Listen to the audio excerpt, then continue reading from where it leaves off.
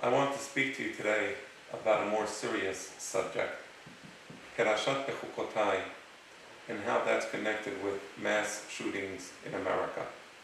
But first I want to welcome you to Torah Andalus. As you know, this channel, we try to study Torah in a way which says, open up the book, understand the words, understand the concepts.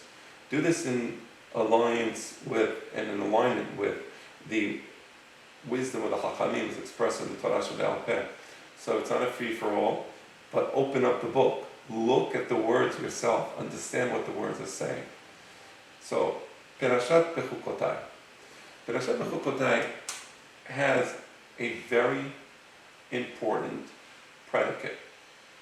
The predicate of Behuqotai is what you do matters.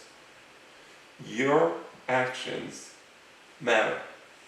And not only does it matter at the philosophical level, oh, if you do something good, well, you're good. If you do something bad, well, you're bad. That's just kind of abstract. That's conceptual. What you do matters in terms of how it affects you and how the world treats you, right? So what you do matters. And I want to speak about that. The Perashat says if we follow the Torah, if we follow the Mitzvot, then Hashem will bring Berachot to us. And the other side of the equation is if we, Barminan, go away from the Torah, deviate from the Mitzvot, then this is going to affect us. There will be droughts, there will be pestilence, there will be pandemics, there will be all types of issues that arise. So that's the predicate of the Perashat. I think it's so important.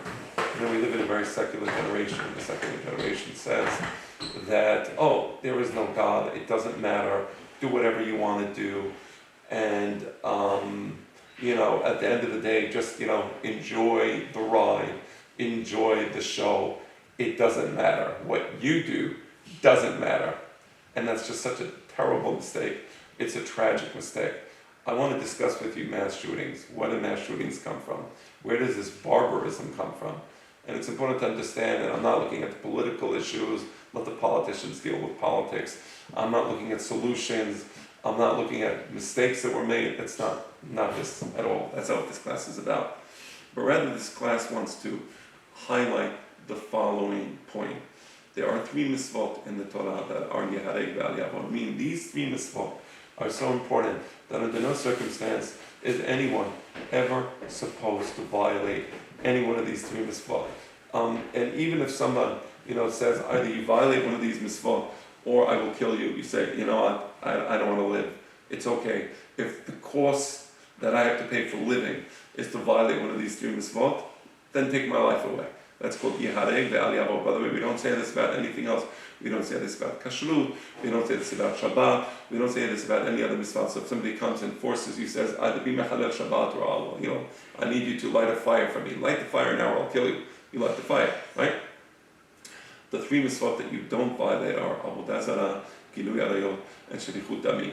Avodah Zarah is idolatry, where you say either, you don't, rather than pray to God, which is what we're obligated to do, rather than connect ourselves with God, right? Bring some holiness into our lives.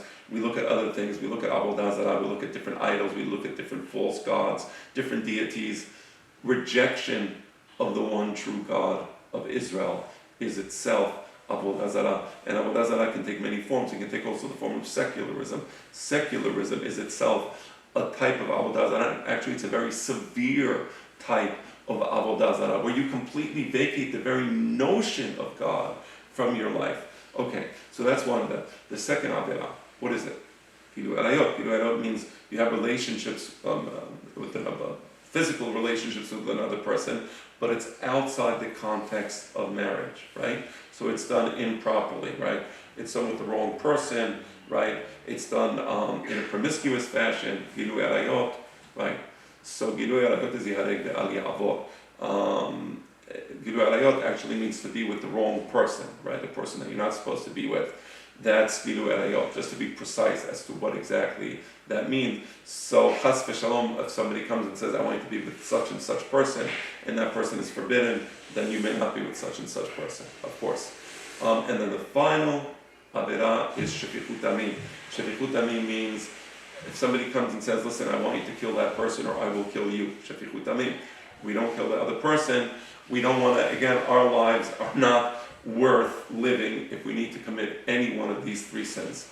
And I want to show you how this is so important in the context of America and mass shootings. Since the 60s, there has been a trend in America to deviate away from God. It started with Supreme Court rulings. These Supreme Court rulings had an agenda. The agenda was anti-Torah, anti-religion, anti-good. Right, where basically they say, well, if everybody wants to pray to God, for example, during a school assembly, and one schnook says, no, I don't want to pray to God, well, so don't pray to God, but it's going to force you. No, because we have to show homage to that one schnook who doesn't want to pray to God. The entire auditorium now is forbidden from praying to God. That's Supreme Court ruling, right? This is done in the name of freedom, right? Freedom for the one to prevent everybody else from praying to God. But that's the Supreme Court of the United States.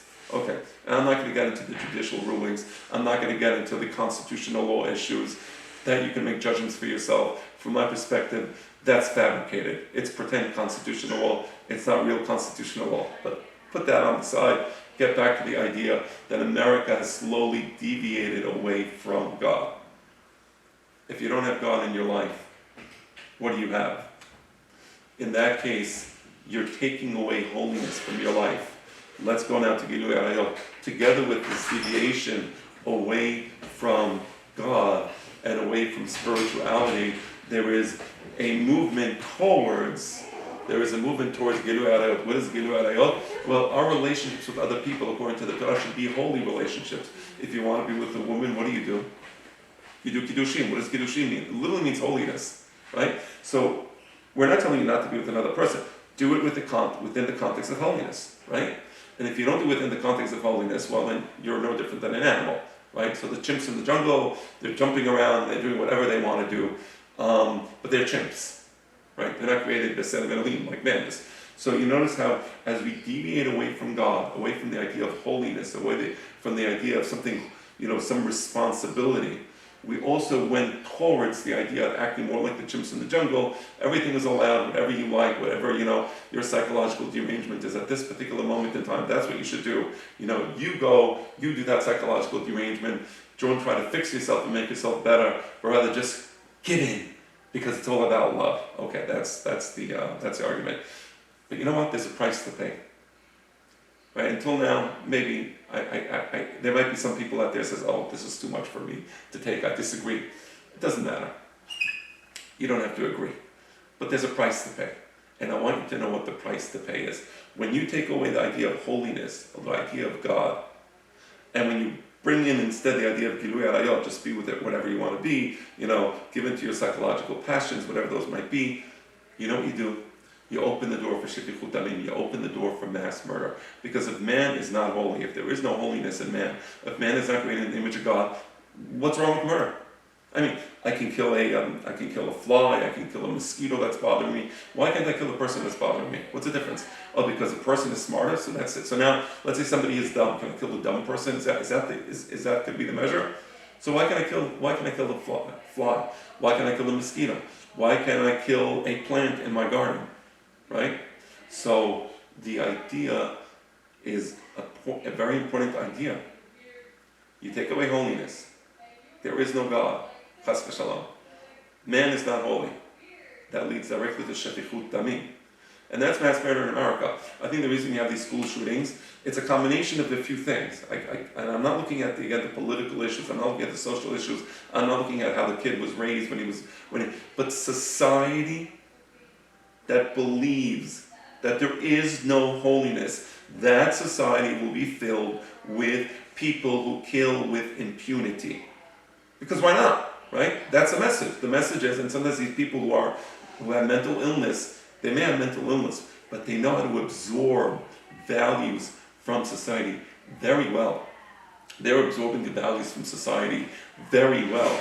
So, and I just want to say, I criticize the Supreme Court about the idea of them trying to push religion away from America. Okay, while the Supreme Court tries to push religion away from America, they also have this idea of freedom of speech. The idea of freedom of speech doesn't mean that you're free to speak. Actually, you're not free to speak if you say the wrong thing on Facebook, if you say the wrong thing on Twitter, if you say the wrong thing on any social media platform, you will be canceled. But If you have a video game, and this video game is incredibly violent, this video game has the sickest, most perverted, entertainment where you're killing people and doing other deviant things, that's protected by freedom of speech. Think about that. That's protected by freedom of speech.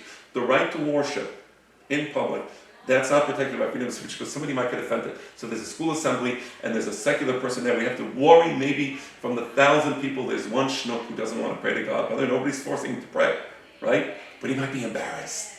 Oh, wow. Okay, so there is no freedom there. But if we want to have now promote violence, promote sexual deviancy, promote all these horrible violent acts through these video games, right? And then kids play these video games over and over and over again. And then they go out and they act upon those values. And they kill. We're all like, oh my gosh, how could this have happened? He was a sick person. Well, he was a sick person. The people who do these mass shootings are sick people. But they're sicker because we live in a society that pushes God out of our lives. They push holiness out of our lives. And when there is no holiness, you got gilu arayot, you have promiscuous behavior, and when there is promiscuous behavior, meaning man is an animal, then you might as well open fire and shoot. That's what society promotes. This is the solution, well, I don't want to say solution for mass shooting. The solution to a society that produces mass murderers has to start by emphasizing the presence of God in our lives. By emphasizing the fact that no, we cannot do whatever we want to do. There are limits. We have to respect the holiness of man. When you have a society which respects the holiness of the individual, that society will be protected. And that's the idea of Perashat Behuqotai. Perashat Behuqotai is there to teach us that our actions matter. They matter not just for us, but they matter for the society around us and for the people around us.